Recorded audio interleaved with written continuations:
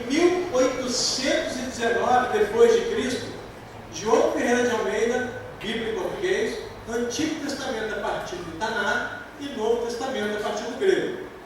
Ok? São as sequências de traduções que nós estamos tendo para a língua portuguesa. Até aqui tudo bem? Vou dar uma dica, não gosto de dar dica não, porque o professor fica dando muita dica, porque ele é aluno preguiçoso, né? Não, mas eu vou dar uma dica. Presta atenção.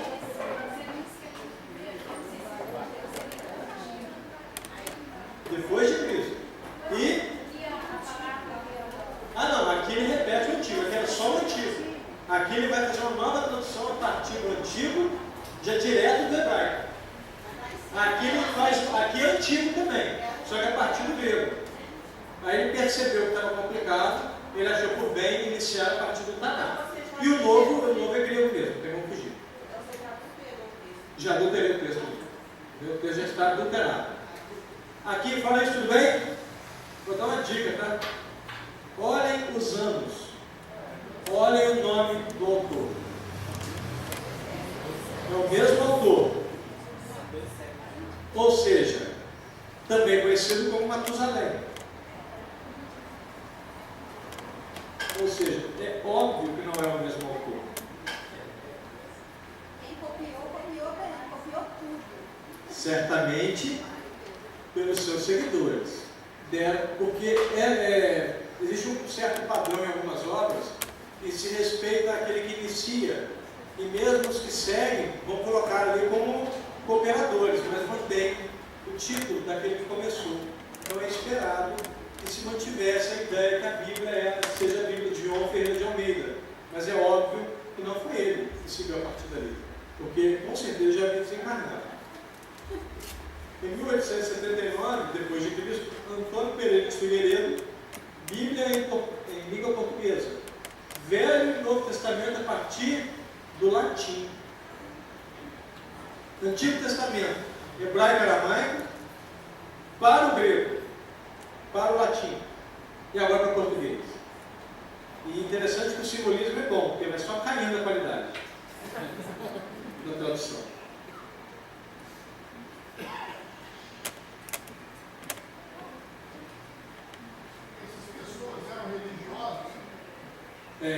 Sim.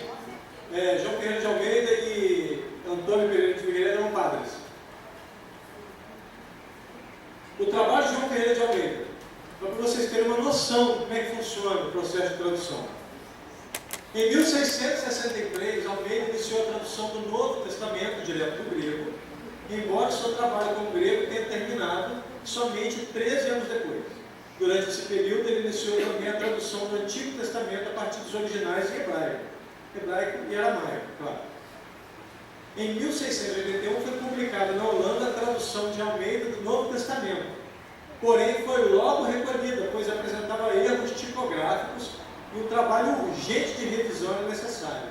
Uma nova impressão foi finalmente feita 12 anos depois, em 1693.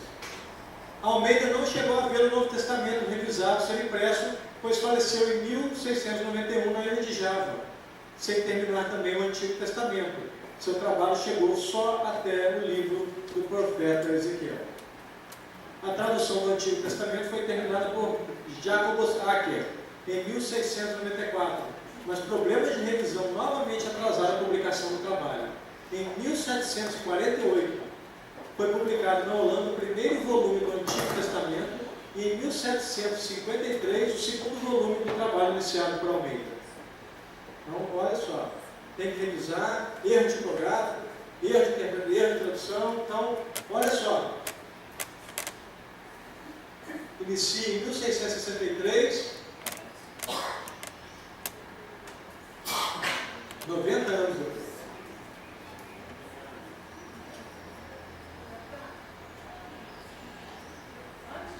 Quem me chamou vai querer. Pois não. Em língua portuguesa, não. Em língua portuguesa, não. Tanto que os padres só liam em latim. Nós vamos ver a partir do início do século XVI, ali, início do século XVII, início do século XVI, Lutero inicia a tradução por conta da reforma para o alemão. até então no Brasil somente em latim. Ok? E aquela tradução ali, um dos tradutores traduz para português de Portugal. Ainda existe isso também, vamos ter algumas diferenças. Mais tarde foi adaptado para a língua portuguesa na forma do Brasil. Entendeu? Tanto que as pessoas sempre reclamavam que padre é tudo em latim, a gente não entende nada, e ainda resta de costas para nós. Meus irmãos, o padre nunca fez uma missa sequer de costas para o povo. Ele fazia de frente para o crucifixo. É uma consequência que o indivíduo não tem duas costas nem duas frentes. Se ele ora na direção de Jesus, as costas naturalmente ficam para o povo. Porque o mais importante na visão deles era o Cristo e não o povo. Chiado aqui. Não sei se vocês estão ouvindo aí, não? Parece que entrou um tesouro. Vamos lá. Respondi? O trabalho de João Ferreira de Almeida, seguindo. A primeira impressão da Bíblia completa em português, em um único volume, aconteceu em Londres em 1819. Pela primeira vez a Bíblia foi publicada em português completinha, da Gênesis ao Apocalipse. Antigo e Novo Testamento num único volume. Isso em Londres em 1819. Como é chamado mais tarde, que hoje o protestante usa muito, a versão de Almeida. E ali vão ter variações, Almeida corrigida, Almeida fiel, revisada e assim vai. No final do século XIX foi feita uma grande revisão na versão de Almeida. Esse trabalho é conhecido como Bíblia na versão revista e corrigida de Almeida. Embora com palavras bem eruditas e construções gramaticais de difícil compreensão, ainda é uma versão muito utilizada hoje em dia, e é mesmo. Realmente é. Na década de 40 do nosso século, nesse caso aqui do século anterior, né? Nós estamos no 21, no século 20, ou seja, 1940, do nosso século. Tem que alterar essa palestra que eu faço desde 2000. Gente, em 2001 mudou de século. Tem que ser revisada. Tem que ser revisada. Tem um trabalho de revisão. Uma comissão de especialistas passou anos revendo a tradução e foi publicada a versão revista e atualizada de Almeida, a versão mais lida e conhecida da Bíblia no Brasil. Essas duas versões, a revista corrigida e a revista atualizada, passaram recentemente por atualizações gramaticais pela Comissão de Tradutores da Sociedade Bíblica do Brasil. Atualmente, essas versões são conhecidas como versão de Almeida, revista atualizada e revista e corrigida, Bíblia de 93 e de 95. E existe também uma outra versão chamada Almeida Fiel. A ideia do fiel seria mais fiel às traduções, ao texto original. Há controvérsias. Dificuldade de tradução. Nós vimos ali que para traduzir não é fácil, não é rápido, não é a gosto do freguês. Demanda tempo e dedicação, acima de tudo. Mas nós vamos pegar aqui só para ter uma noção básica de tradução de texto, só para vocês entenderem que não é tão simples, porque inicialmente quando nós falamos de tradução, as pessoas, como eu havia dito no início, as pessoas imaginam que basta pegar um dicionário e está exagerando, tentando enriquecer a dificuldade, só para dizer que ele é bom. Os caras eram bons mesmo, mais do que nós imaginamos. 4 expressões da língua inglesa. O inglês faz parte do nosso dia a dia. Afinal de contas, nós comemos hot dog, vamos ao shopping, encontramos liquidações que têm 50% off. O inglês até brilhado, falou liquidação, não tem nem mais atenção no resto. Então, o inglês faz parte do nosso dia a dia. Vamos tentar traduzir. Look out. Verbo to look, verbo olhar, desviar o olho. Ver é uma coisa, olhar é outra. Olhar é direcionar o olho. Ver é enxergar o que está ali. Então, olhar é mover-se na direção. Então, olhar, out, fora. Qual a tradução? Cuidado. Ou, se traduzir no pé da letra, olhe fora. Olhe para fora. Beleza? Alguém discorda? É possível que ele dizer cuidado, como o jovem que disse? Sim ou não? Não tem nada a ver com cuidado, ele tem? Pois é. You have a skeleton in the closet. Você tem, verbo to have, verbo ter, você tem um esqueleto do armário. Meu irmão, se você não é médico, isso é crime. Se você não é médico, ter o esqueleto no armário é um crime. Ou guarda-roupa. Closet, guarda-roupa. I put an elephant in the package. O verbo to put aqui, ele no presente e no passado, ele se escreve da mesma forma. Nesse caso aqui, ele está no passado. Eu pus, ou eu coloquei, o quê? Um elefante na bagagem, no pacote, na bagagem. Ok? E por fim, I would not like to stay in your shoes. Eu não gostaria de estar nos seus sapatos. Alguém discorda dessas traduções? Sim ou não? Não? A gente supõe que falaram não, né? Disseram que sim. Você vê isso? Olhe fora. Você tem um esqueleto no armário. Eu coloquei um elefante no pacote. Eu não gostaria de estar nos seus sapatos. É isso? Sim ou não? Sim?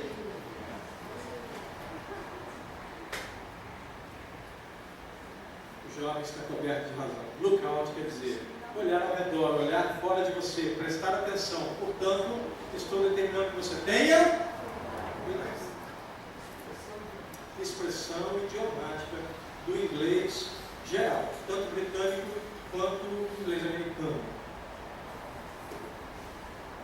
Você tem algo a esconder. Você tem segredos. Expressão idiomática do inglês britânico. Quem é que já assistiu aquele filme 4 Casamentos e um Funeral? Assistiu? Legendado ou dublado? Com legenda ou dublado? Com legenda? Se um dia você assistir, não preste atenção, porque em algum momento um dos personagens diz: fulano tem esqueletos no armário. E não! Fulano tem segredo, tem algo a esconder, tem coisa por trás disso aí. Isso, expressão também idiomática do inglês britânico. O indivíduo não tem esqueleto no armário. Ali quer dizer que ele tem segredos, ele tem algo a esconder. Eu coloquei o elefante no pacote, uma expressão do inglês americano, da área financeira, do inglês Wall Street. Eu fechei um grande negócio. Meu irmão, se você não é o David Copperfield, você nunca colocará um elefante no pacote. Porque o David Copperfield faz até avião desaparecer. Então, com certeza, ele colocaria o elefante no pacote. Mas se você não é o David Copperfield, esse mágico americano, sem dúvida, não é isso. Então, conhecendo a cultura do povo, entendendo que é um inglês específico de uma área, podemos afirmar que a tradução correta é: eu fechei um grande negócio. Eu não gostaria de estar nos seus sapatos, na verdade, não tem nada a ver com, perdão, com o seu sapato. Eu não queria ser você, eu queria estar no seu lugar.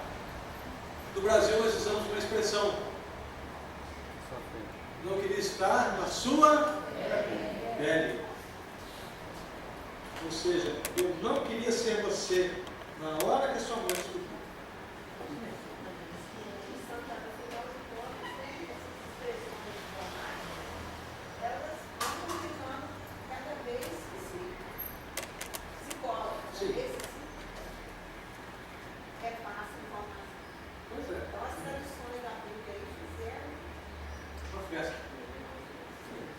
Isso, o que nós estamos falando? Que língua eu estou falando ali? Qual? Nosso dia a dia. Nós vivemos no dia a dia falando inglês. Eu ouvi um comediante stand-up, um negócio, quase rachei de rir.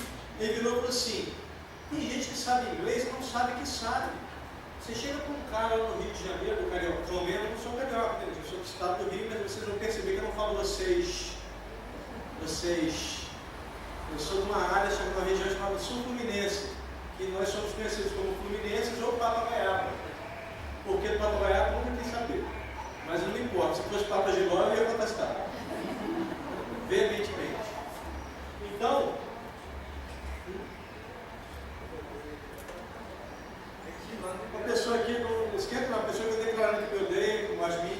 Ele está declarando que é o amor dela pelo Giló, tudo bem, direito de cada um. Né? Então, existem expressões usadas, e eu virei para essa pessoa e disse, olha, eu não sou carioca, eu não puxo S. E o indivíduo virou para mim e falou assim, mas nasceu no Estado do Rio, para nós é carioca. Quando eu disse isso, eu falei assim, mas você não tem diferença de paulista e paulistano? Não, quem tem essa diferença são os paulistanos, ficam achando que eles podem... Eu falei, tem uma mágoa aí, tem uma raiva. Então existem expressões. Então, nós usamos expressões. Em cada região, em cada lugar, existem. Às vezes, na mesma cidade, existe uma língua alternada, que seria a língua coloquial. A norma culta é imutável. Mas o coloquial vai se transformando no dia a dia. Então o indivíduo vai falar uma coisa, às vezes não tem nada a ver com aquilo, mas ele quer dizer uma coisa diferente. Então você imagina o seguinte, eu glorifico a Deus por ser um exegeta dessa época. Eu estou pensando, preocupado com um infeliz que vai ser exegeta no futuro. Porque fazer exegese nisso, pegar essas palavras que não tem nada a ver com o que o indivíduo quis dizer, nossa, que luto que deve ser. Nós pegamos a língua portuguesa e alteramos o conceito. Exatamente, a palavra get, por exemplo, já no dicionário, 2, 3 páginas no dicionário.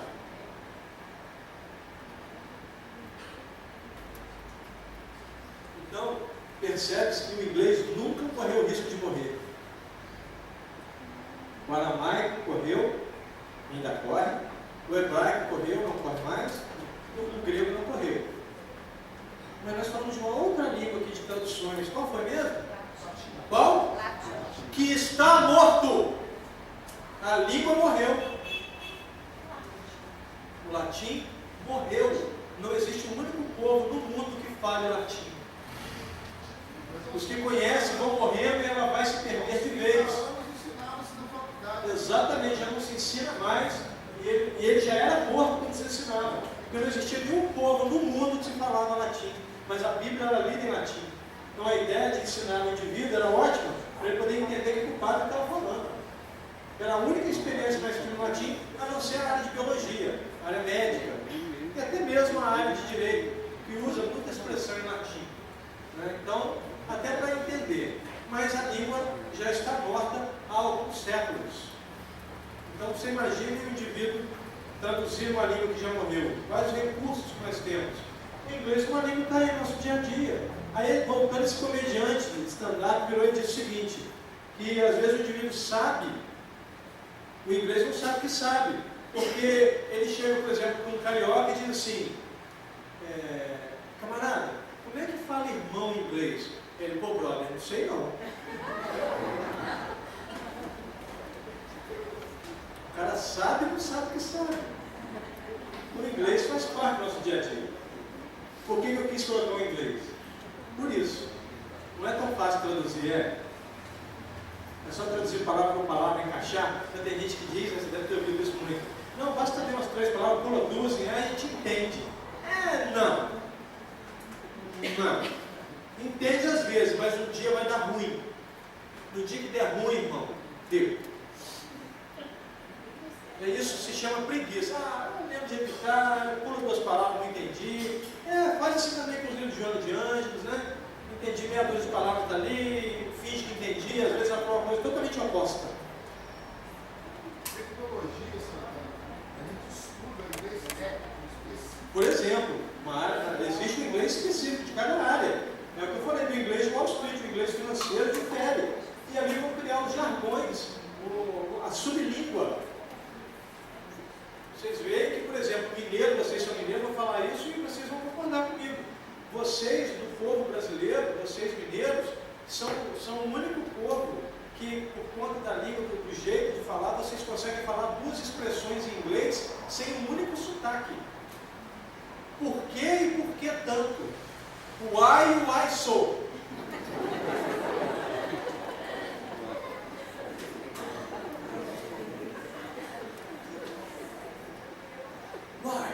Why so? Por que e por que tanto? Em inglês, vocês não sabiam que vocês sabiam inglês, viu? No Nordeste também tem um estilo musical que vem por conta da vontade dos americanos que estavam lá naquela época de chamar todo mundo para dançar junto. dizendo que era para todos. For all. Aí alguém virou forró. Virou for all, virou forró. É sério isso. Era for all, virou forró. Tem um viaduto indo para Campo Grande, uma cidade do Rio de Janeiro, não do Mato Grosso, do Rio de Janeiro, que é uma cidade chamada Campo Grande, próximo de uma cidade chamada Bangu, e assim vai. E ali tem um viaduto que todo mundo conhece como o viaduto dos Cabritos. Viaduto dos Cabritos. Onde é o viaduto dos Cabritos? Viaduto dos Cabritos. Você sabe qual é o nome do viaduto? Viaduto Engenheiro Oscar Brito.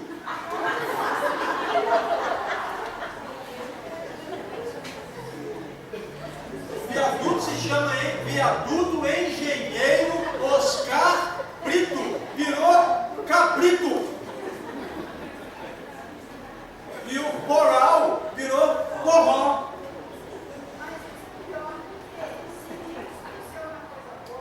Pois é, e sinistro, mano.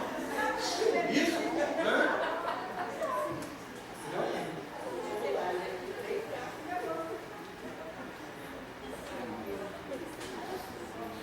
A formação do cânon bíblico, termos mais comuns usados por nós na teologia.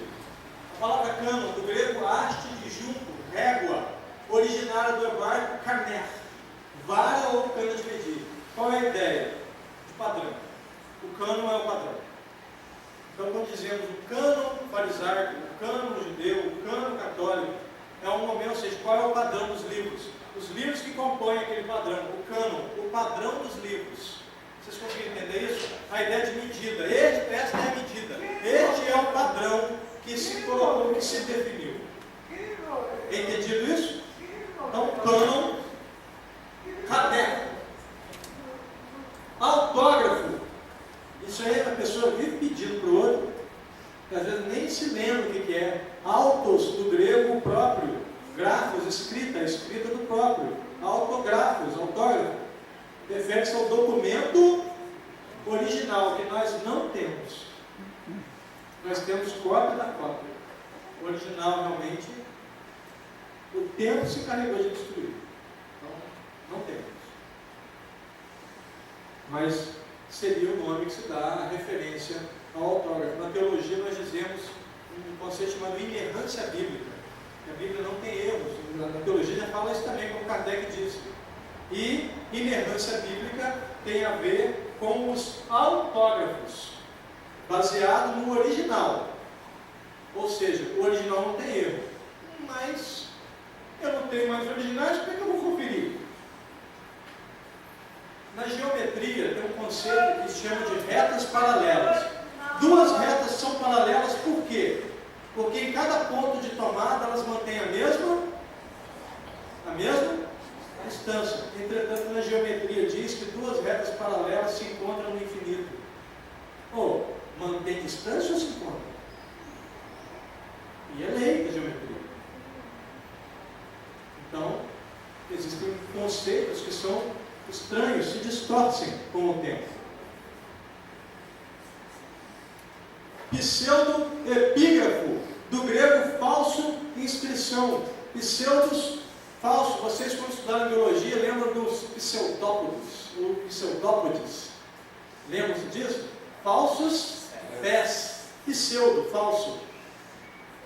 Pseudo-epígrafo, epígrafe, inscrição falsa. São livros que nós defendemos ser um registro de alguém que se faz passar por outro.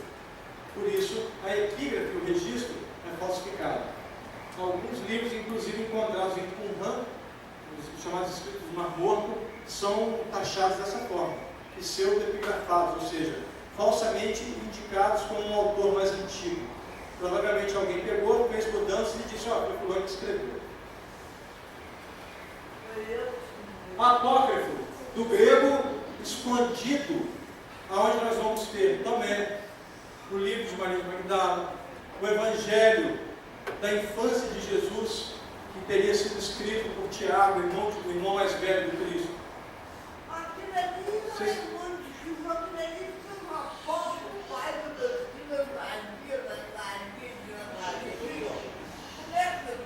Alguém se lembra de uma referência dessa apócrifa, algum livro apócrifo?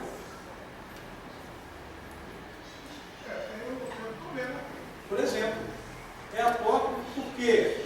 Porque acredita-se que a origem está escondida, não consegue se identificar realmente aquele autor. Então, não poderão ser que Tomé esse, se é o Tomé apóstolo, e em algum momento pode haver discordância de tempo, inclusive. Deutero canônico, a palavra deutero do grego quer dizer segundo, o segundo cânon. O que seria isso? Livros que em algum momento entraram para o cânon e saíram, e principalmente uma referência aos 7 livros de divergência entre católicos e protestantes. Esses 7 livros são chamados deuterocanônicos. Por quê? Fazem parte de um segundo cânon, que não é, nesse caso, o cânon farisaico, que tem apenas 66 livros. O outro cânon, que é o católico romano, tem 73. Antilegomena, do grego contradito. Existem alguns momentos dos concílios, livros que entraram e saíram. E alguns, nesses momentos de entrar e sair, recebiam o nome de antilegomena, ou seja, livros que são contraditórios, que se isolam por conta de contradições de livros mais aceitos, mais bem aceitos.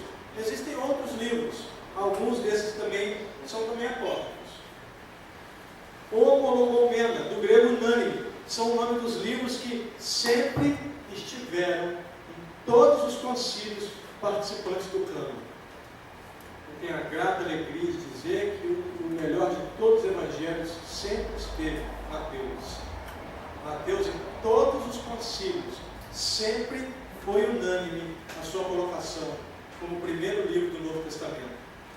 E, inclusive, uso isso como argumento na faculdade de teologia, ao fazer o trabalho de conclusão de curso, porque os teólogos, os meus colegas, em sua maioria defendem que Marcos foi o primeiro. Então eu argumentava, então por que os pais da igreja determinaram que Mateus viesse primeiro? A ordem ali não tem coisa alguma a ver com cronologia. Nada a ver. Tanto que defende que Marcos veio primeiro, e Marcos não é o primeiro é Mateus. E Mateus, a sigla de Mateus é MT. Você sabe me dizer por quê? Melhor de todos. Mentira, está dizendo, a pessoa vai achar que isso mesmo. Mateus, MT de Mateus. Para mim é o melhor de todos. Códice, do latim códices, registro, escrito, livro. Então, em algum momento, na hora de fazer o exegese, nós vamos buscar códices, inclusive códices católicos, códices egípcios, e vamos buscar aquilo que eu falei, na tentativa de buscar o mais antigo. Então, nós temos os códigos, aí vão ter os papiros, e assim vai, são referências. Papiro, do grego, papiros. O busto do Egito, cuja entrecasca se fazia papel, estofo, velas de navio, etc. Então, o papiro é um tipo de papel vegetal, feito especificamente, sem muitos trabalhos. É claro que o nosso papel atual também é vegetal, né? Porque o material usado para fazer o papel é retirado de árvores, da madeira. Mas ele precisa ser trabalhado para isso. O papiro não. Ele era entre a casca do arbusto, colocava para secar e começava a se escrever nele. E por isso, essa dificuldade de mantê-los, porque naturalmente iam se decompor facilmente. E na época não tinha essa ideia. Em nenhum momento teve essa ideia de escrever esses textos para a posteridade, para ficar em vitrines, nada disso. A ideia era sempre que os mais jovens lessem para passar à frente. E com o tempo começaram a fazer as cópias, já que as cópias estavam degringolando, decaindo em qualidade, pegava-se aquele e fazia-se uma nova cópia para descartar o velho. E dependendo da hora que fizesse, ou de quem fizesse, ou da revisão, ficava igual ou não. As seções da Bíblia, livros do Antigo Testamento. A lei, Torá. Torá vem do hebraico, Torá, a palavra hebraica quer dizer lei divinamente revelada. É a lei de Deus, composta por 613 leis, que estão registradas no livro de Levítico, livro da lei, e repetidas no Deuteronômio, Deuteros segundo, Nomos, ou Nomia, lei, a segunda lei. O livro chama Deuteronômio porque é a repetição, ali está a repetição das leis do povo hebreu, da Torá, das 613 leis. Então por isso se chama Deuteronômio, ou seja, a segunda lei.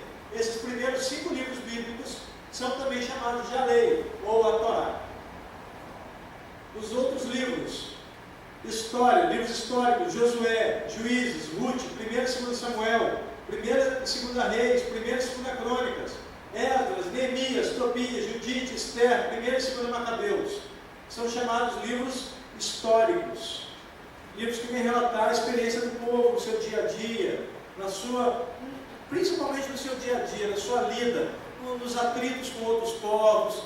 Não tem muita teologia ali, muita coisa de aspecto religioso, mas é mais histórico. Mas essa história, como nós já vimos, é necessário conhecê-la para interpretar o texto sagrado. Não posso simplesmente ignorar. Poesia, Jó, Salmos, Provérbios, Eclesiastes, Cântico dos Cânticos, Sabedoria e Eclesiástico. Esses 7 livros são conhecidos como livros poéticos. O livro de Salmos, na verdade, as pessoas imaginam que o Salmo é um texto, mas na verdade o Salmo é um cântico. Os Salmos eram cantados, era uma forma de louvar a Deus. Profetas, maiores e menores, não tem a ver com uma graduação de elevação moral da criatura, mas tem a ver com a importância da sua obra. E esses aqui, esses 5 são chamados de profetas maiores, porque ainda que o livro de Daniel seja muito pequeno, na Bíblia protestante Daniel só tem 12 capítulos, na Bíblia católica romana ele tem 14, é um livro pequeno, mas o ensino de Daniel, a teologia contida no livro de Daniel é avassaladora, porque anos e anos para se estudar o que Daniel fala sobre as 70 semanas, uma série de outras coisas ali, fala sobre o prelúdio do Cristo, uma série de coisas. Então, o ensino do livro de Daniel é muito grande. Portanto, por isso ele faz parte do que nós chamamos de profetas maiores. O livro de Isaías, de Jeremias, as lamentações, que são também de Jeremias, por isso normalmente fala-se que os profetas maiores são 4. São 4 profetas maiores, mas são 5 livros. As lamentações são do mesmo indivíduo, Jeremias. Profetas menores, Oséias, Joel, Amós, Obadias, Baruque, Jonas, Miqueias, Naum, Abacuque, Sofonias, Ageu, Zacarias e Malaquias. Esses são chamados de profetas menores. A obra é pequena em si e também o conhecimento passado ali não tem uma grande, assim, uma força a ponto de levar tanto tempo para se estudar. Essa é a ideia. Não tem a ver com a moral dos indivíduos, vou voltar a repetir. Eles são chamados menores por conta do tamanho da obra e da importância teológica dessa obra. Não tem a ver nada de moral. Vocês vão perceber que tem alguns livros que estão ali sublinhados. Quantos são eles? Quantos? Exatamente os livros que constam na Bíblia Católica Romana e que não constam na Bíblia Protestante. Ok? Então, lembra que eu falei que a diferença entre as duas Bíblias está somente no Antigo Testamento? Só no Antigo. No Novo Testamento os livros são idênticos, os cânones são idênticos. Mesma quantidade de livros. Livros do Novo Testamento. Os evangelistas. 4 são os evangelistas. Na verdade, existem controvérsias. Acredita-se que exista um 5º evangelista, que é o maior de todos os profetas para a cultura do povo hebreu, o chamado profeta Isaías. Porque o livro de Isaías também é conhecido como o proto-evangelho, o preparo do evangelho. Seria o evangelho de Jesus no Antigo Testamento. Tamanha a força da boa nova que ali se encontra e da quantidade do que Isaías fala acerca de Jesus. Isaías é o que mais fala sobre o Messias. Ele também é chamado de profeta messiânico, de tanto que ele fala em Jesus. A maior parte do que se fala de Jesus, das coisas mais importantes, da grandeza, da psique de Jesus, se encontram no livro do profeta Isaías. Mas no Novo Testamento existem 4 evangelhos. Isaías é considerado proto-evangelho, o preparo, um projeto do evangelho. Ok, gente? Então quando você olhar o proto-evangelho, você vai lembrar Isaías. Ele fala muito de Jesus e por isso. 4 evangelistas. Dos 4, quem era apóstolo e quem não era? Todos 4? Somente 3, somente 2, somente 1? Quantos dos 4 eram apóstolos de Jesus? João, não sei não. 2? 3? Todos? 2? Alguém falou todos? Não? 1? Alguém acha que 1? Ok. Vocês 2 acertaram. Somente 2. Somente João e Mateus eram apóstolos do Senhor. Lucas era discípulo de Paulo de Tarso. E Marcos era, quando criança, teve acesso a Jesus, ele também é conhecido como João Marcos. Ele era criança quando Jesus esteve aqui, ele não pode ter sido um dos apóstolos. Lucas era um mestre grego. Jesus ajuntou diante dele 12 judeus. Lucas era grego e nunca teve dupla cidadania, ele sempre foi grego. E era considerado médico pelo conhecimento que se tinha. Era um dos grandes sábios, inclusive. Entre os cristãos do início, estava entre os mais sábios de todos. Livros históricos.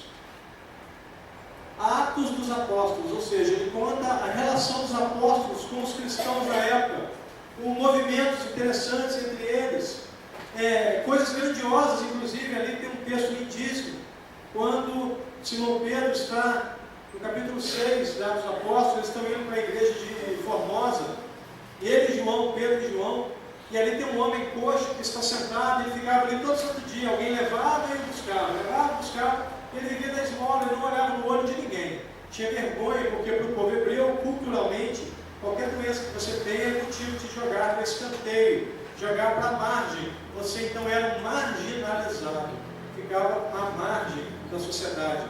Então ele estendia a mão olhando para o chão e pedindo a esmola, que ele ampararia no dia a dia para comer, beber.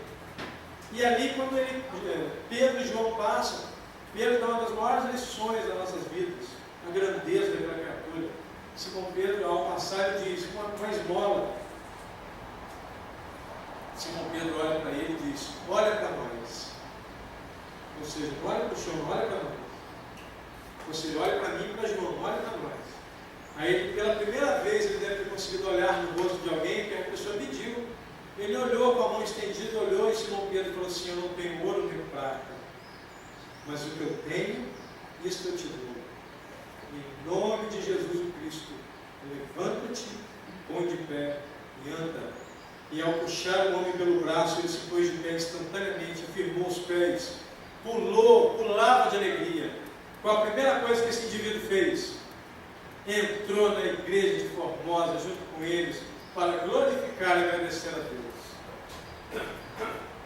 Ali Simão Pedro mostrou a grandeza dos seguidores fiéis de Cristo. Esse texto é fantástico. Epístolas: Romanos, 1 e 2 Coríntios, Gálatas, Efésios, Filipenses, Colossenses, Tessalonicenses, 1 e 2, 1 e 2 Timóteo, Tito, Filemão, Hebreus, Tiago, 1 e 2 Pedro, 1 e 2 3 João e a carta de Judas. Todas as epístolas, cartas. Livro profético, o livro que no ano que vem, em outubro, eu estarei aqui em Leopoldina, e se me quiserem também em Cataguases, farei um seminário especificamente sobre esse livro, o livro de Apocalipse, o livro das Revelações, um título que por enquanto eu dei de Desvendando o Apocalipse. Nós vamos pegar o Apocalipse e retirar toda a mitologia possível e mostrar o conhecimento que está ali escondido atrás de tanto mito. Vamos explicar a origem daqueles mitos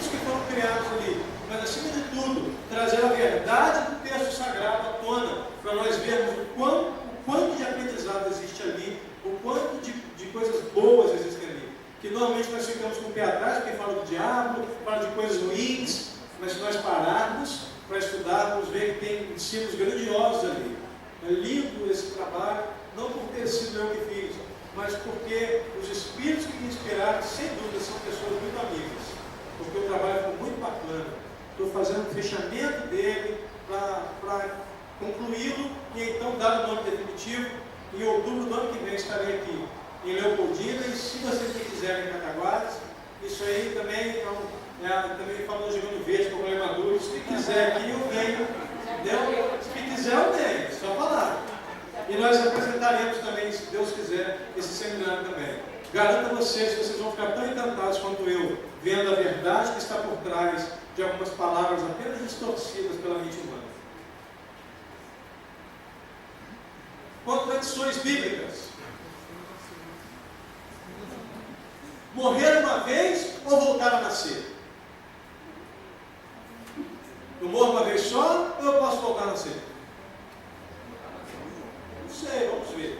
Porque de acordo com o texto sagrado, disse que é Paulo, não concorda, a teologia não concorda com isso. Nós teólogos dizemos o autor de Hebreus. Nós não temos prova de que é Paulo, e eu defendo que não é Paulo de jeito nenhum. Porque o texto, a carta é escrita aos hebreus. Paulo foi instituído a escrever aos judeus, aos gentios, e não aos hebreus. Segundo, Paulo se identifica em todas as suas cartas. Eu, Paulo, apóstolo do Senhor. Não existe essa identificação na carta aos hebreus. Então eu defendo, eu, Santana, não é a teologia, não é o espiritismo, eu, Santana, pessoa, Santana, eu defendo que não é de Paulo de jeito nenhum. Mas eu coloquei ali porque em alguns livros espíritas, quando tem uma citação na carta aos hebreus, diz Paulo, Hebreus capítulo tal, verso tal. Mas eu não concordo. Entendo que pode ter sido, mas eu não tenho prova para isso. Talvez Emmanuel tenha tido acesso a isso e descobriu que era Paulo mesmo. Mas o Emmanuel nunca parou para me contar. E na teologia eu não posso aceitar o que o Espírito diz, tem que ter uma obra registrada, porque senão fica complicado, porque nós sabemos que tem muitos não tempero por aí. O que mais importa numa carta escrita pelo Espírito? É o nome ou o conteúdo? O conteúdo. Só que a maioria não para para comparar. Ouve já, que bonito, eu recebi. Em verdade vos digo que entre os nascidos de mulher não surgiu outro maior do que João, o Batista. Não existe João Batista não, tá gente? Existe sim no Brasil, dividido João Batista.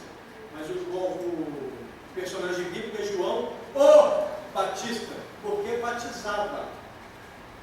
Não era sobrenome não. Mas aquele que é o menor no reino dos céus é maior do que ele. Desde os dias de João Batista até agora, o reino dos céus é tomado à força, e os violentos o tomam de assalto, pois todos os profetas e a lei profetizaram até João. E se quereis dar crédito, é este o Elias que havia de vir. Jesus, Mateus 11, versos 11 a 14.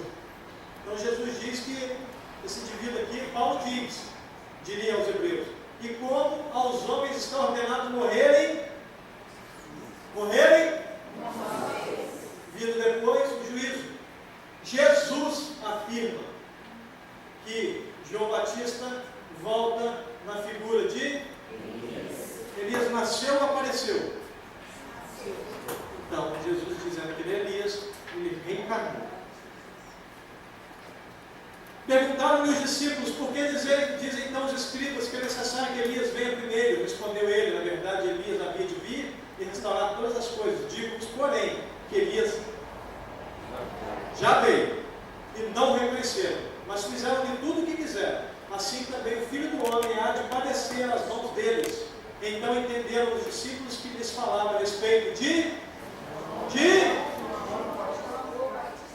uma referência a quem? Quem diz isso? Não sei quem é o autor de Hebreus, mas eu honestamente, não importa quem, ainda acho que Jesus tem um poder muito maior, uma grandeza espiritual muito maior. E se há uma contradição, Jesus não vai verdade.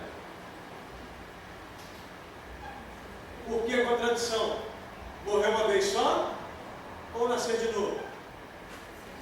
A Bíblia tem as duas formas. E aí? Isso se chama contradição. Está no próprio livro. Pois é.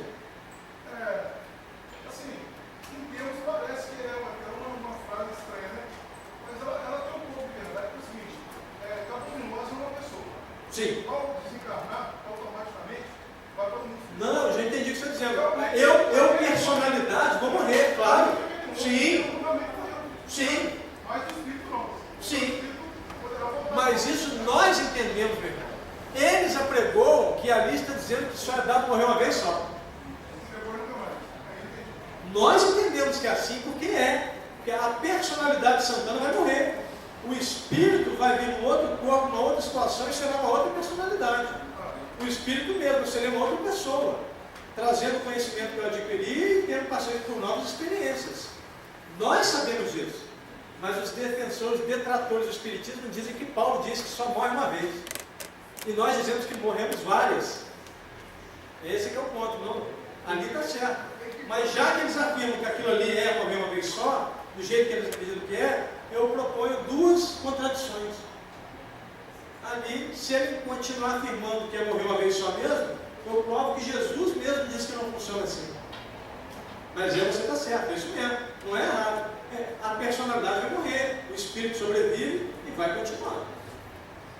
Os assassinos teriam que tomar todos os crimes ao pé da lei. E o problema todo é esse. Jesus fala com Deus também. Jesus? Não entendi. Sim, ele fala com Nicodemos acerca de voltar ao ventre da mãe. Sim.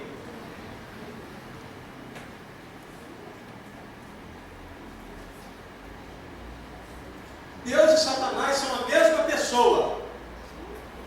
Quem diz isso é a Bíblia, não sou eu não. É a Bíblia que diz. A Bíblia que diz, eu não estou dizendo isso não. Porque Satanás não existe. O diabo não existe, nunca existiu, é um mito persa.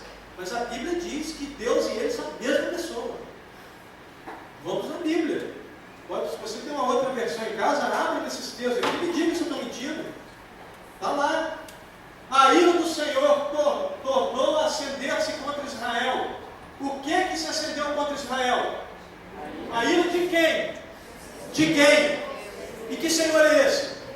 De Deus. A ira de quem? De Deus. Acendeu-se contra Israel. E o Senhor incitou Davi. Que Senhor foi esse? Ué, mas eu estou falando que ele e o diabo são a mesma figura. Está escrito ali. Está escrito ali, ué. Está escrito. Exatamente. Esse que é o ponto. Esse que é o ponto. E o Senhor, que Senhor é esse? Deus incitou a Davi contra eles, dizendo: vai, numera Israel e a Judá. Disse, pois, o rei a Joabe, chefe do exército que estava com ele: percorre todas as tribos de Israel, desde Dan até Berseba, e numera o povo, para que eu saiba o seu número. O censo de Israel. É o censo. Qual o livro? Qual o livro? 2 Samuel 24, versículos 1 e 2. Então Satanás é Deus? Não, Satanás, não é? Tudo bem aí, gente? Satanás é Deus? Ali está escrito Satanás, então é o diabo, não é isso? Então o diabo se levantou contra Israel e incitou a Davi a numerar Israel e disse a Davi a Joabe e aos príncipes do povo: ide contar Israel desde Berseba até Dan e trazei-me a conta para que eu saiba o número deles. 1 Crônica, capítulo 21, verso 1 e 2. Ou seja, a Bíblia em algum momento diz que o censo de Israel foi ordem de Deus. Em outro livro diz que o censo de Israel foi ordem do diabo. Ou seja, os dois são uma pessoa só. Nós sabemos que não, e sabemos também, como Espírito, que a Bíblia não contém erro. Como se faz então? Ela é mal?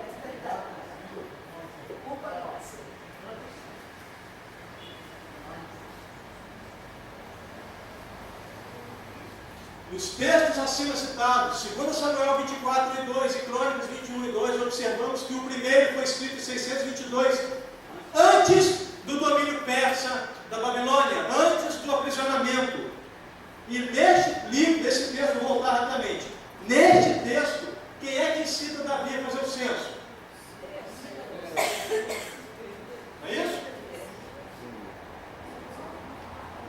E o segundo livro?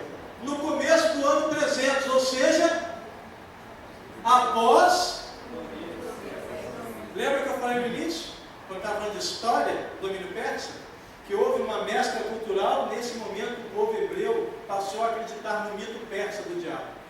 e então passando a acreditar. O segundo livro, que é escrito após o domínio persa, quem é que cita, na verdade, então, o censo de Israel? Então não é a ira mais de Deus, agora Deus fica com raiva, existe um diabo, existe uma criatura maldita que existia, criado por Deus, um anjo torto. É engraçado que é o mais lindo de todos, é aquele que professa a luz, aquele luxfero, o que traz a luz, todo bonitinho, todo branquinho, brilhoso. Aí fica depois igual o torcedor do Flamengo, fanático, lá no Maracanã, pintado de preto e vermelho e com o dente para fora e bravo, gritando. Eu posso falar que eu não sou vascaíno não, eu sou ziquista. Eu sou ex-flamenguista, eu me curei. 24 horas, me curei não, estou em tratamento. 24 horas a cada dia, já há alguns anos. Eu sou ziquista, porque eu vi o Zico jogar. E naquela época valia a pena ser flamenguista. Hoje não.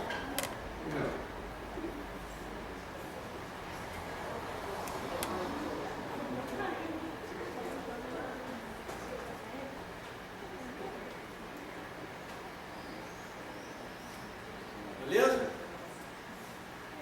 Através do zoroastrismo, culto praticado pelos persas, através do profeta Zaratustra ou Zoroastro, os judeus passaram a acreditar em Ahriman, o espírito mau, chamando de Satanás para nós, Satã, no hebraico quer dizer opositor.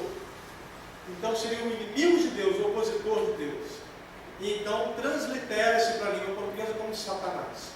Mas o seu nome real, na verdade, não é um nome, é um substantivo comum e não um substantivo próprio. Ele é um opositor e não Satã.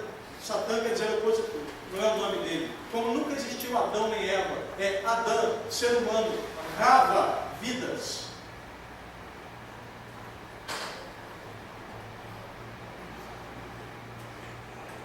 Quando São Jerônimo traduz a Bíblia do grego para o latim, chamado Vulgata, nós já vimos, utilizou o termo Lúcifer, que traz a luz, portador da luz, referindo-se ao texto grego Rhoeósforos, luz matutina, astro brilhante, e Rhoproia Telon, nascido da manhã, texto que na verdade refere-se à queda do rei Nabucodonosor, ao contrário do que se desejam alguns.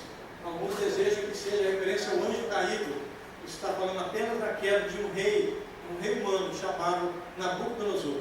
Na palestra que fiz aqui em abril desse ano, falamos sobre isso, falamos?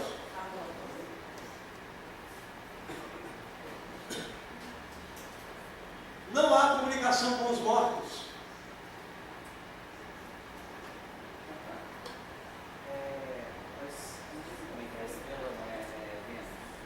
A estrela da manhã, sim, é a referência de Vênus, mas estrela da manhã, não importa. A ideia seria o quê? Seria a primeira estrela, estrela matutina. Só que, interessantemente, isso também é a contradição, porque a Bíblia trata Lúcifer como estrela da manhã, mas no Novo Testamento Jesus é tratado como estrela da manhã também. Ele se diz, eu sou a estrela da manhã. Aí qual a história? A estrela da manhã é ruim ou é boa? Lá no Apocalipse nós vamos ver Jesus falando, eu sou a estrela da manhã. Então quer dizer, é o diabo ou é Jesus? Aí nesse caso, Deus e Satanás são a mesma pessoa, é Jesus e Satanás que são. Entendeu? Sim, a estrela da manhã, chamada estrela da manhã, seria Vênus, que é chamada também estrela d'alva, porque é a estrela da alva, né, da manhã, do alvorecer. Sim, é assim. Não há comunicação com os mortos. Lucas 16, 19 a 31, fala acerca daquele indivíduo que diz, permita que aquele coitado, aquele miserável que está ali do lado, possa ir até o meu povo, até a minha família, e falar de como é o inferno. Ali é claramente uma midrash, uma parábola. E os nossos irmãos de doutrinas dogmáticas dizem que ali o texto é dito que não é permitido, mas o texto não diz isso. O texto diz, de que adianta ir esse indivíduo, esse pobre coitado, esse miserável, e falar com a sua família, se eles tiveram Moisés e os profetas e não deram ouvidos? Se as pessoas não acreditarem em Moisés e nos profetas, vão acreditar no pobre coitado? Ele fala, de que adianta? Ele nunca disse que não era possível. Ele apenas disse que naquele caso, não ia adiantar de coisa alguma. Mas as pessoas dizem que nesse caso, boa é possível. Vamos ver Josué 1 e 2. contradição, porque nossos irmãos dizem que não há comunicação com os mortos. Josué 1, verso 1 e 2. Josué, guia o meu povo para a terra sagrada que lhe prometi, pois Moisés, meu servo, é morto.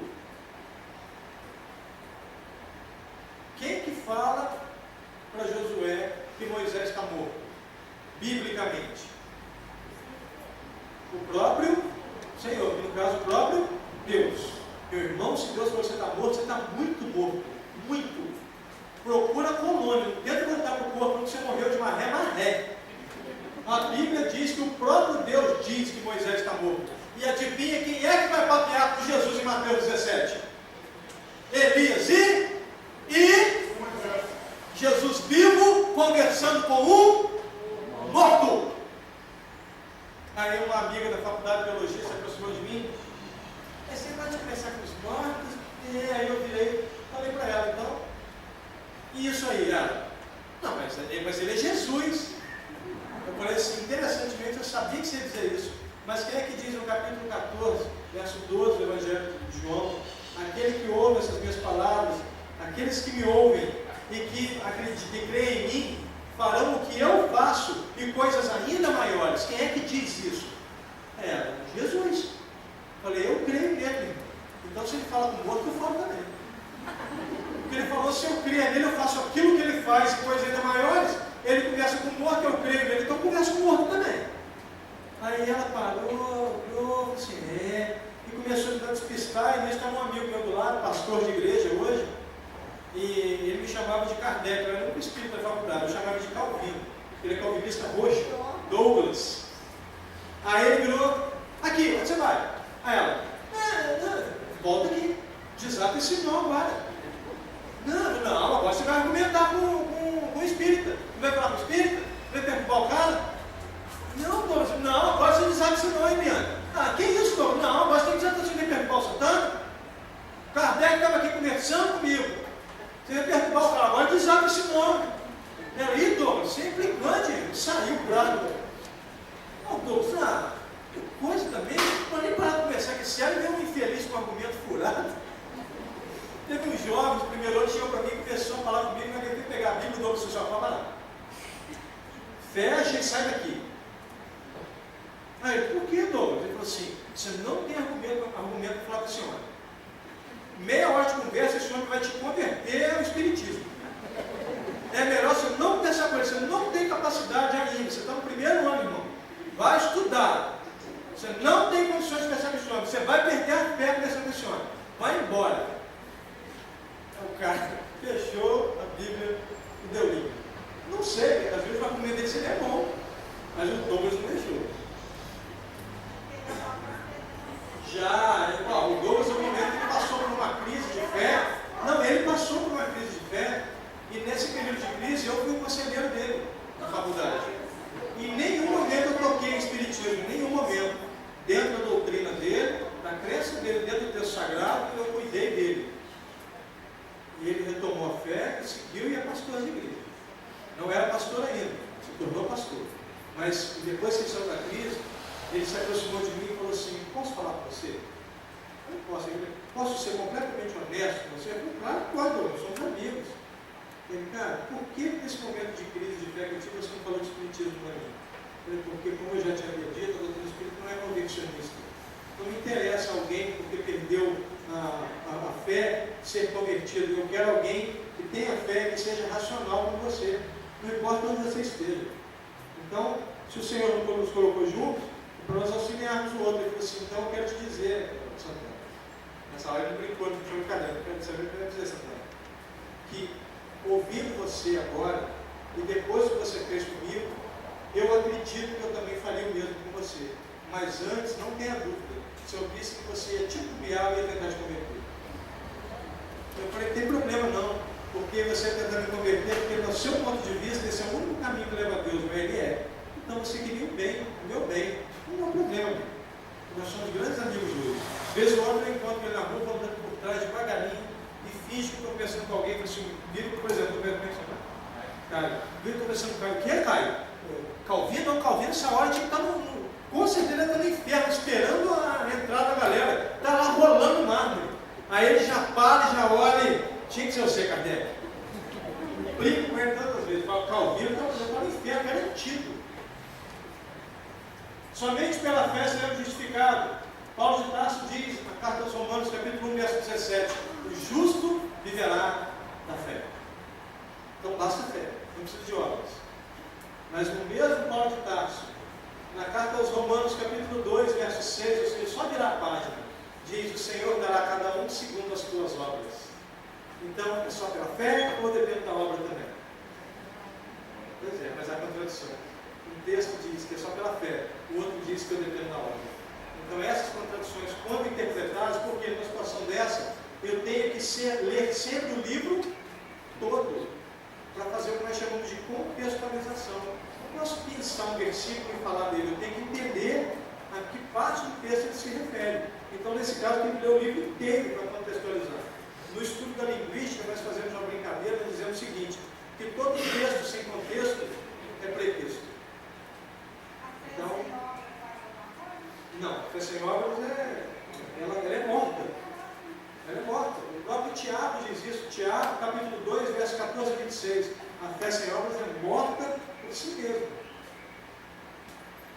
Mateus 7, 24 e 28, Jesus fala que aquele que ouve as minhas palavras e as pratica é como o sábio que constrói sua casa sobre a rocha. Ou seja, aqueles que ouvem essas minhas palavras e as...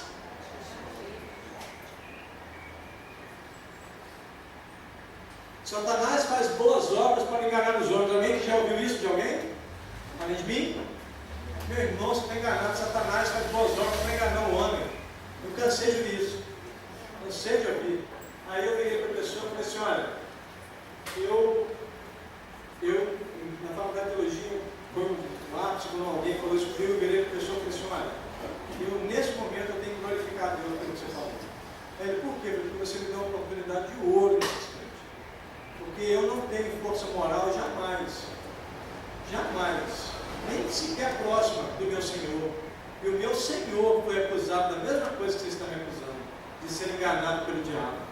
Porque o diabo faz boas obras. O meu Senhor foi acusado disso. Você me acusando, você está me honrando com isso. Você está me vendo como alguém tão importante quanto ele. Eu não passo nem perto, nem dos pés dele. Então eu não tenho condições de argumentar de maneira melhor que o Cristo. E eu então citei o Evangelho de Mateus para ele. Trouxeram então o endemoniado cego, mudo, e ele curou, de modo que o mudo falava e via. E toda a multidão maravilhada dizia, este porventura o filho de Davi? Mas os fariseus, ouvindo isso, disseram, este não expulsa os demônios, senão por Beelzebul, príncipe dos demônios. Jesus, porém, conhecendo-lhes os pensamentos, disse-lhes, todo reino dividido contra si mesmo é devastado, e toda cidade ou casa dividida contra si mesma não subsistirá. Ora, se Satanás expulsa Satanás, está dividido contra si mesmo. Como subsistirá, pois, o seu reino? Satanás não faz boas obras. Primeiro, ele não existe. E se existisse, ele não faria boas obras. Porque ele estaria indo contra ele mesmo.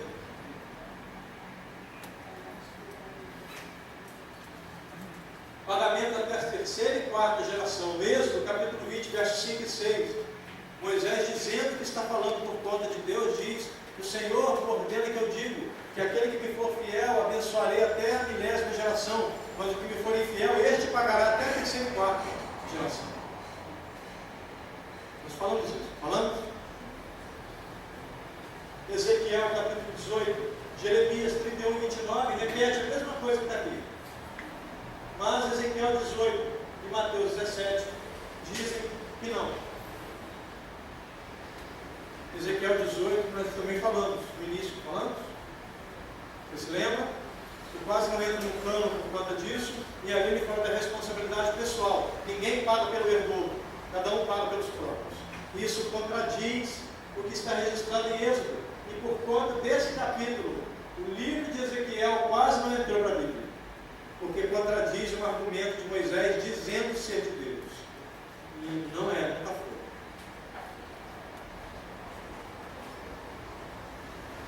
Quando eu terminei esse trabalho, eu pensei como eu agradeceria as pessoas, como eu agradeceria o apreço, o carinho das pessoas por me ouvir, por me permitir falar. O profeta Isaías diz que aquele que recebe em sua casa um profeta e permite que ele fale, receberá em dobro suas bênçãos. É óbvio que eu não sou um profeta, quem me dera, mas é o que nesse momento se aproxima, é o mais próximo que dá para chegar. E o profeta disse, e baseando-se nisso, eu já agradeço a vocês, porque vocês me recebem na casa de vocês e permitem que eu fale do meu Senhor. Então eu evoco dos céus, em nome de Jesus, que as bênçãos de Isaías recaiam sobre vocês, que todas as suas bênçãos sejam dobradas, porque mesmo sendo profeta, vocês me recebem na casa de vocês, permitindo que eu fale do meu Senhor. Não há como pagar o que vocês estão fazendo por mim, não há. Eu só posso pedir a Deus que os abençoe a cada um e a cada família que ele representar. E eu queria dar graças e pedir, como que eu posso agradecer? Não basta um obrigado. E o meu mentor na época, das poucas vezes que ele falou comigo, pouquíssimas, talvez 4 ou 5 vezes, ele me disse, use um texto sagrado, usou para falar, use para ser grato. E então me inspirou, e ficou mais ou menos assim. Hoje eu não posso dizer que o Cristo vive em mim. Isso quem diz é Paulo de Tarso, já não sou mais eu quem vive, é o Cristo que vive em mim. Não posso também dizer que meus olhos viram a salvação. Um dos grandes sábios da época do Cristo, Jesus ainda jovem, ele havia recebido a promessa, havia pedido constantemente em oração para que Deus, esse homem chamado Simeão, constantemente orando, pedindo a Deus, meu Senhor, não permita que eu morra sem que eu veja a salvação do mundo. Meu Senhor, não permita que eu morra sem ver a salvação do mundo. Todos os dias ele orava, todos os dias. Um dia a história registra que um anjo, um emissário de Deus, se aproximou dele e disse, Simeão, o Senhor me envia para te dizer que a tua prece foi atendida. Você não morrerá enquanto não ver a salvação do mundo. Eu não posso dizer isso. E quando Simeão vê Jesus, ainda criança, nos braços de Maria, chegando junto com José, ele desce da sinagoga, vai na direção daquela criança como se fosse imantado. Chega para a mãe e diz, eu posso pegá-lo? E a mãe não sabe porquê, mas entrega na hora. Ele olha a criança e diz, eu conheço essa criança. Olha nos olhos daquela criança, olha então para o alto e diz, meu Senhor, despede-te do teu servo, pois os meus olhos acabam de ver a salvação do mundo. Eu não posso dizer isso. Hoje não. Mostrar através das minhas obras a minha fé como justiçado, irmão de Jesus. Combater o bom combate para garantir a coroa da justiça, como diz Paulo a Timóteo. Ser fiel até a morte para conquistar a coroa da vida. Tomar do mesmo cálice, como disse João e Tiago, filhos de Zebedeu. Eu ainda hoje não posso fazer ao meu próximo somente o que eu gostaria que ele fizesse a mim. E ouvir suas palavras e pô-las em prática. Contudo, uma certeza me acalma o coração, pois eu sei que tudo posso naquele que me fortalece. Quando estiver cansado e aflito, tenha quem recorrer, e um dia verá um só rebanho e um só pastor. Sou grato a todos pela oportunidade bendita da fala. Costumo dizer que eu preciso pagar falando, que eu preciso de pessoas que precisem pagar ouvindo. Glorifico a Deus pelo carinho de todos comigo. Todas as cidades desse estado bendito, sem sombra de dúvidas, sempre recebido com o mesmo carinho, com a mesma grandeza, com o mesmo amor que eu sinto em ondas. Mesmo quando vocês não me abraçam, estando longe, eu sinto o carinho de vocês por mim. E é por isso que eu glorifico a Deus, encerro grato nas palavras de Albérios Agostinhos, o bispo de Hipona, a quem carinhosamente conhecemos como Santo Agostinho, quando ele fala do encontro com Deus. E é o único objetivo das minhas pregações, das minhas falas, é fazer com que as pessoas busquem através da razão encontrar-se com o Senhor, porque foi através da razão que eu encontrei com Ele. Eu não abro mão jamais, porque Ele falou a mim a razão, não somente ao coração. Agostinho, bispo de Hipona, diz, e assim mais uma vez eu sou grato e encerro. Ele diz, apaixonar-se por Deus é o maior dos romances, procurá-lo a maior das aventuras, encontrá-lo a maior de todas as realizações. O Senhor abençoe a todos. Muito obrigado.